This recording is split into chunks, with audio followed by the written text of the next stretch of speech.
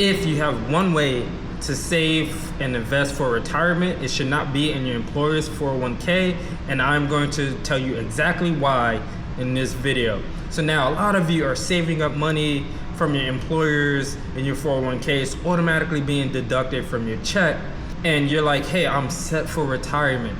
But if anybody knows anyone that experienced a crash in their 401k accounts during COVID, I have friends that lost about 30-40% of their income or their retirement savings through that. And yes, a lot of it has recovered, but the issue is if you lose 30 to 40%, if you lose 50%, I had someone that lost 50% in your account, it takes twice as long to gain that. So if it takes 10 years to double your account, a 50% loss can take 10 years to recover. And right now, a lot of people's accounts are up 30% over the last year, or last 2 years. But the issue is if they lost 40% of their account, it might take 3-4 years just to recover that back at this rate that this economy is growing right now. So how do we fix that? How do we get going? So the question is, what is a safe retirement method? What is the method that is not a scam? And you might hear this a lot. 401ks are a scam. It is made for your employees. I'm going to debunk that or tell you if that's actually the case in this video. Before we begin, it's good to know who started the 401k. The 401k was actually not started by the government. They had a tax code, something in the IRS set up to help people because they noticed that a lot of employers was offering like a pension account or retirement account to its employees.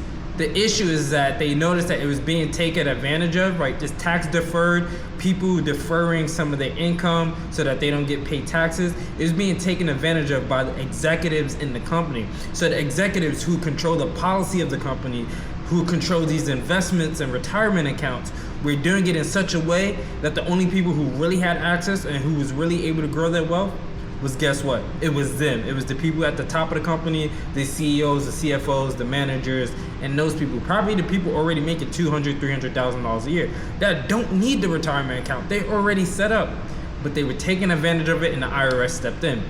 And in 1978, I believe, the IRS made a whole new tax code to really help alleviate that and to make sure that the low-level employees were getting access to this as well. Ted Benner is actually the founder of what is the modern 401k. What a 401k is actually named at is actually the tax code section 401k. So that's where we get the term 401k with our employers. If you don't know what a 401k is, it is an account that your employer can set up for you to get automatic withdrawals from your check that can be taken out pre-tax or post-tax, even though the most common one is going to be pre-tax. And that means you get taxed less when it comes to your income coming into your pockets.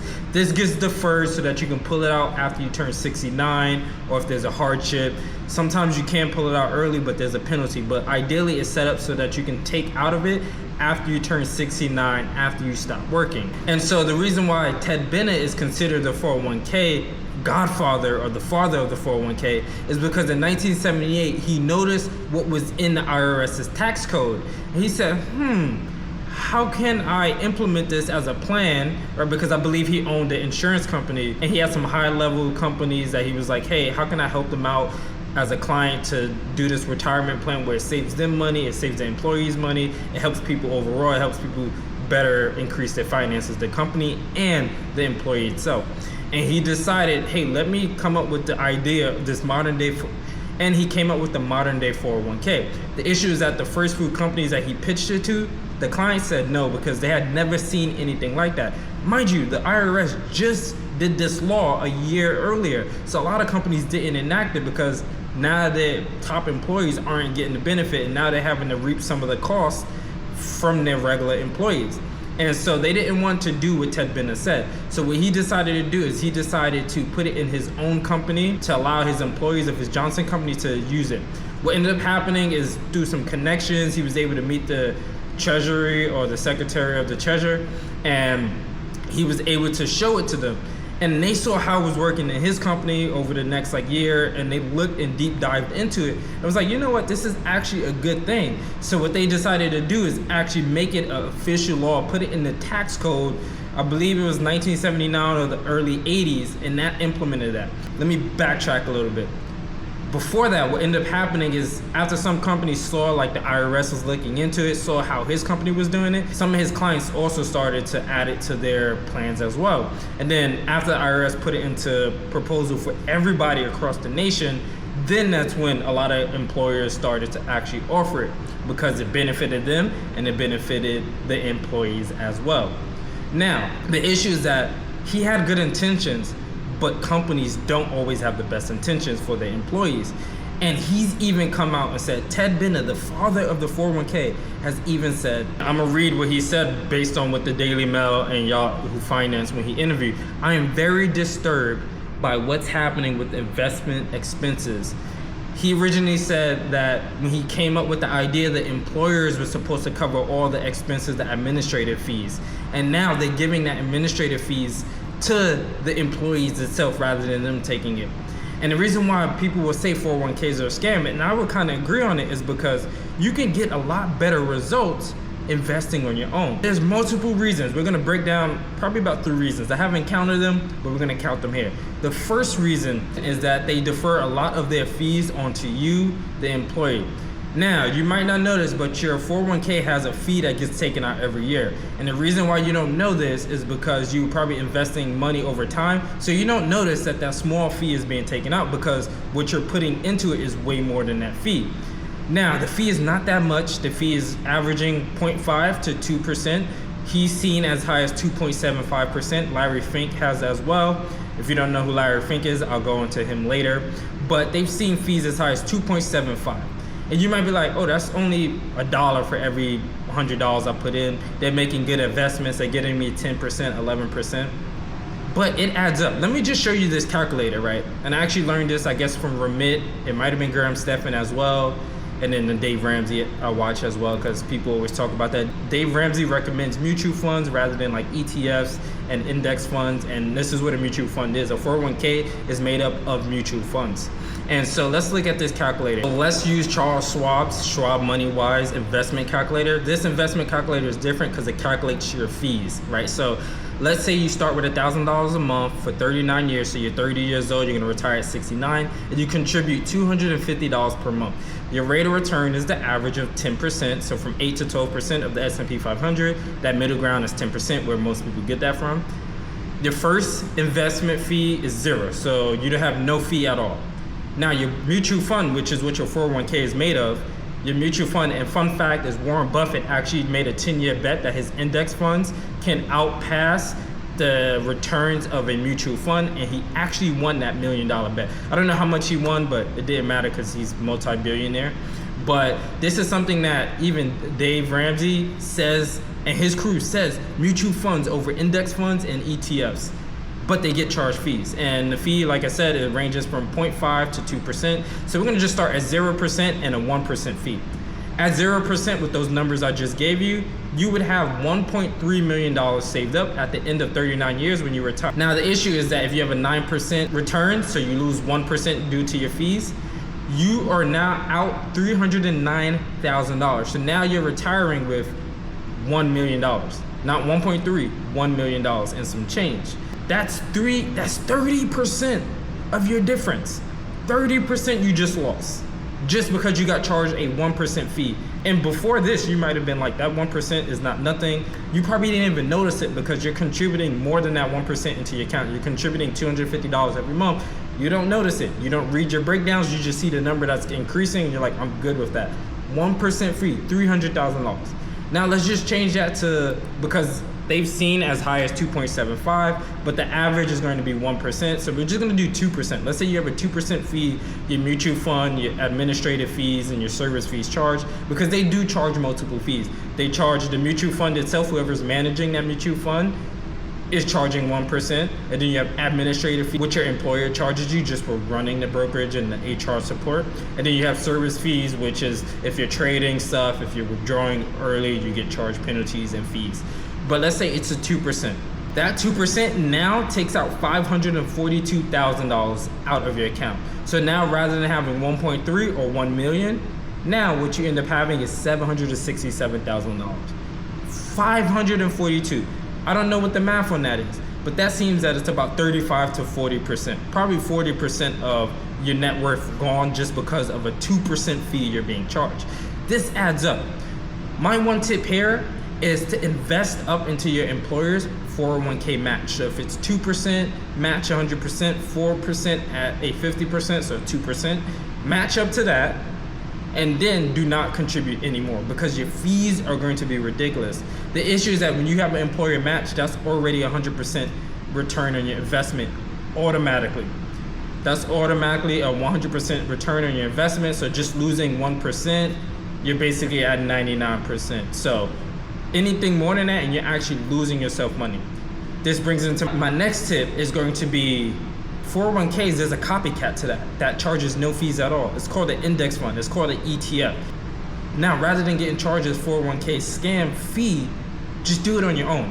You can even go into Fidelity and you can automate it. You can invest in QQQ. You can invest in some Vanguard fund, and you can set up the same account, yet you're getting 1% fee negated. That is saving you $300,000 to $542,000 by the time you retire. That is a lot of money. For some of you, that is going to be the price of your home alone.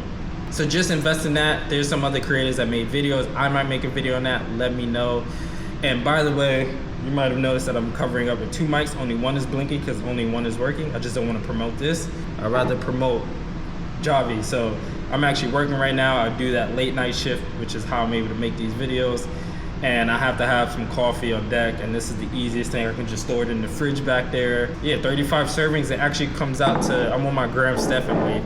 It comes out to 57 cents per serving. I paid $20 for that. 35 servings, that's 57 cents. But if you're like me and you double up on your coffee, you want it to be stronger, it comes out to $1.14. That's way better than me going down there and buying Pete's coffee or the Costa coffee from the machine for $2.50. So I highly recommend getting you some coffee. If you want some Javi to get you through your work day so you can also focus on these investments, click the link down below. But let's get back.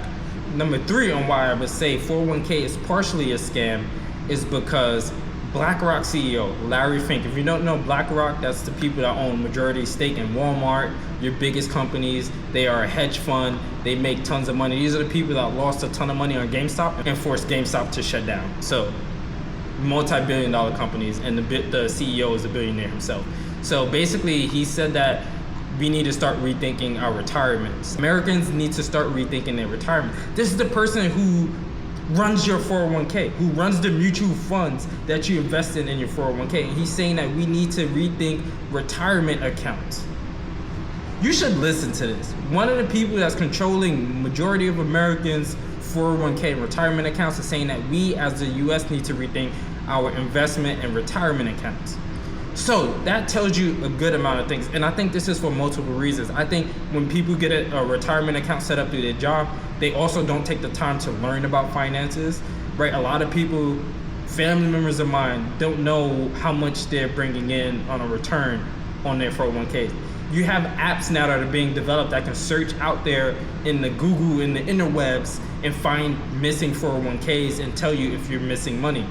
If you can lose money because you don't remember you invested in a 401k at a past job, that tells you something. That friend that lost 40 to 50% of his retirement during COVID, if he knew that he can control his 401k funds himself, he probably could have negated that. He could have pulled money out, not pulled it out of the 401k itself, but switched it out to something safer, into some bonds or treasuries, and missed on the loss of his capital gains in that regard. There are laws being passed right now that should set people up to just take the money out automatically out of their paycheck to get them to retire, because a lot of people nowadays in corporations don't get money taken out until years later, and they missed on all of that appreciation and the compounding effect, which I'm for in a way. Obviously, there are going to be some people that don't realize this and are complaining or don't know and that really need the money, so it's more of a hassle for them. But for majority of people, it's a good thing to do. The issue is that people don't realize that within your 401k, you have a Roth 401 and you have a regular 401. Just like when you have your retirement accounts, when you go set up that index funds, you have a regular IRA, and then you have a Roth IRA. And a lot of people don't realize that they can contribute pre-tax or post-tax. Most people are just doing pre-tax, and they're like, oh, this lowers my tax bill. Yes, but when you take that money out, now you have to pay money at your current tax rate, even in retirement. You don't get charged a penalty, but you have to take money out and it's taxed on that. The issue is that when you switch to a Roth 401k, which is what I do, and I have Roth IRAs as well, you take your post-tax, you get tax on it, taxes come out your paycheck on the $500 you submit every month. The difference is when you go to withdraw it, when you retire at 69, there's no taxes, it's tax-free. Why would someone do this?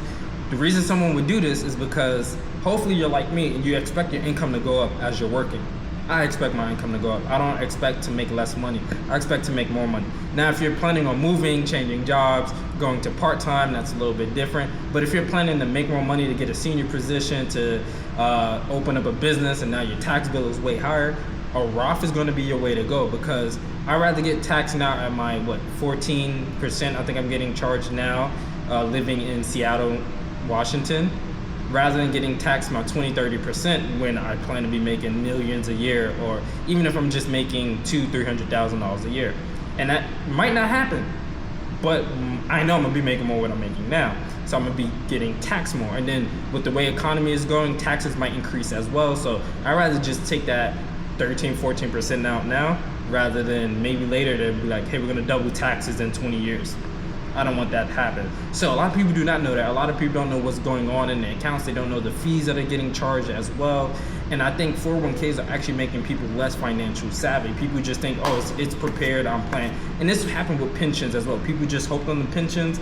A lot of companies' pensions went away. Right now, Social Security is going away, and people just banking on that, and then something happens. What if the economy crashes? What if tax laws change and you don't know, you're not prepared because you haven't taught yourself financially, because you're like, hey, someone else is handling that for me?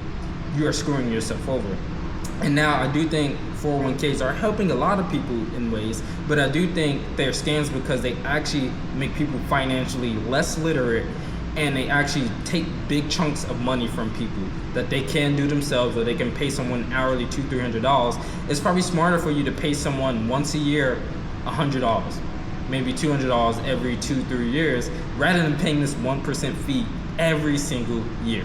And before you say, hey, I'm already at a job, I already have, what do I do? You can take your money out of your 401k and roll it over into an IRA and don't get charged taxes.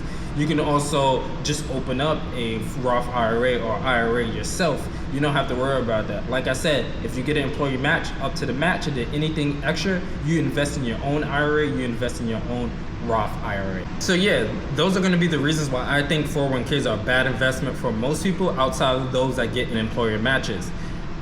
The biggest thing is going to be the income that it takes away from you at retirement is astronomical, and you would never just give someone that. A lot of people hate paying taxes, and they're taking more fees out than the IRS would even take from you anyway, so why would you even do that? Second one is going to be, it's making people financially illiterate. Those are going to be the biggest ones from the 4 that I gave you. It's just those 2 in general, because even if you work on your own financial literacy, you probably will know this yourself. Or you'll probably figure out that real estate is the way I need to go, or I need to start a business, I need to invest that extra money into a business, rather than letting it sit in a 1% fee 401k. Now, some of the benefits, like I mentioned, is that you have a 401k match from your employer, so that is going to be astronomical in making sure your gains compound and grow 100%, 50% is even good as well, but no more than that. The other thing is going to be, you can take loans out against your 401k. And a lot of people say don't take a loan out, but if you're trying to get a real estate investment or start a business, sometimes it might be easier for you to just take the loan out from your 401k if you can't get a loan from another means, or you get into financial hardship, so you don't get that penalty from withdrawing early. You can just take the loan out. If you have a self-directed IRA, or you have a Roth IRA, or you're just invested in stocks or something like Robinhood or Webull, then you can't really take a loan out. And if you do take a loan out, you're getting charged a really high fee, and you have to go find the company and search and do all this digging. So with the 401k, as long as you're still at the job, you can take a loan out that takes you 3 to 5 years to repay the loan, just from automatic deductions from your paycheck. And then the last one is, if you're one of these people like Dave Ramsey talks about and why he recommends mutual funds, and you don't have the time for this, you don't have the headspace, the knowledge, you aren't capable of understanding investing, then just go use your 401k. But all it takes is 30 minutes a week, 30 minutes every 2 weeks, an hour a month or something like that, just to learn basic investing principles. And that is going to teach you a lot more and allow you to unlock greater potential for your money than just by dishing it off into a 401k.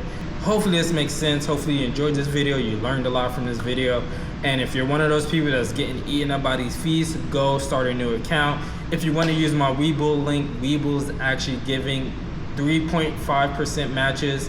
Places like Robinhood and I think Acorns as well gives like between 1% and 3% matches for your transfers from your IRAs or your 401ks, which you can do pretty easily without really getting a fee. They match that, so automatically that's already matching inflation, and then you don't get charged that 1% fee. So with that 3% match and then that 1% negation, by the time you end, when you retire, that might be an extra $500,000, $600,000, $700,000. So look into those matches. If you want the links to Webull, Acorns, Robinhood, I'll post the best sign up bonuses down below. Go check them out. Or you can just go and sign up for your own IRA or Roth IRA on Fidelity Investments or eTrade. I personally have eTrade in the past, but right now I use Fidelity, I use Moomoo, I use Webull, and I use Robinhood for all my investing things. Make sure you hit that like and subscribe button, and you catch one of these other videos on how to fund your own self-directed IRA using bank sign-up bonuses, using side hustles and side gigs. All those videos will be posted. Make sure you go watch that, and then make sure you like, subscribe, and turn on your notifications.